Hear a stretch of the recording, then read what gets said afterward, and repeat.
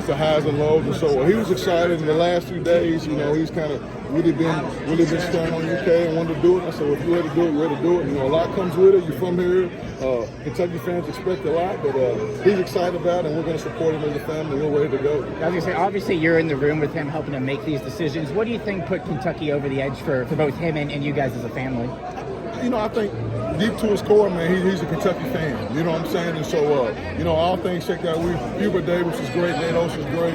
We talked to those guys every night, and they were great people. But I said, you got to do what's in your heart. You know what I'm saying? All things considered, the basketball, the who's going to make you better, where do you want to be? And so you have to want to be in Kentucky. And so, like I said, when we put all the pluses and minuses on the table, man, Kentucky was it, and he's excited to be there. And you mentioned some of the coaches there that are also recruiting him. Obviously, Mark Pope didn't have as much time as some of those guys to recruit him. So he did this in a pretty quick span of time. What about your interactions with Coach Pope and the way they kind of put both Jasper and yourself at ease with having him in the program? No, absolutely. And we met a few times just trying to get to know him, but they did a great job. Coach Hard and Coach Brooks and Coach Pope, they every night talk to him. I know Coach Pope and I were FaceTiming, probably for a week and a half straight, just trying to build a relationship. And so it doesn't come overnight. And, Alabama, North Carolina have been recruiting for a lot longer. But no, I think he came in and staff has done a great job. He really sold us on the offense they play that'll fit Jasper's style of play. And so, we got to know him, and we're excited to be Wildcats. I guess within that, did they specify anything about the way that they want to utilize Jasper on offense, or just the way that he would fit into their 2025-26 team? I just think the way he fits, I think everybody got to go in and find their niche, but they shoot a lot of threes, they move the ball,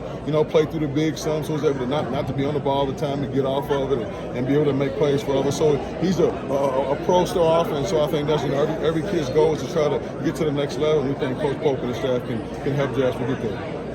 Coach, we saw your blue jersey. It's a football one. Have you spoken to Jasper about building his own legacy, making sure that he's a Wildcat of his own? No, absolutely. I never really talk about myself.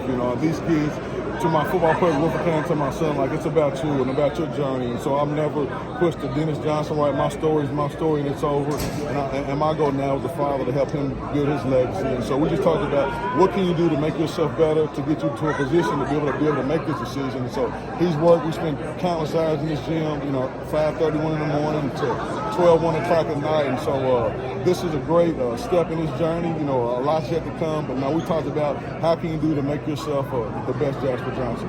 As a father, and as knowing Mark Pope as a father, what does he mean to you? What do you think of him? No, my son, it means everything. I got three boys, and so Jasper's, the last one, and so we've got to spend countless hours together. Even when Skyler went off, he was the last one in the house, and so we spent a lot of time in the gym, watching film, working out, and so, I knew we had a chance, 5-6 years ago, and so, but I know it's a process and you had to work, and he's willing to put in those hours to put him in this position.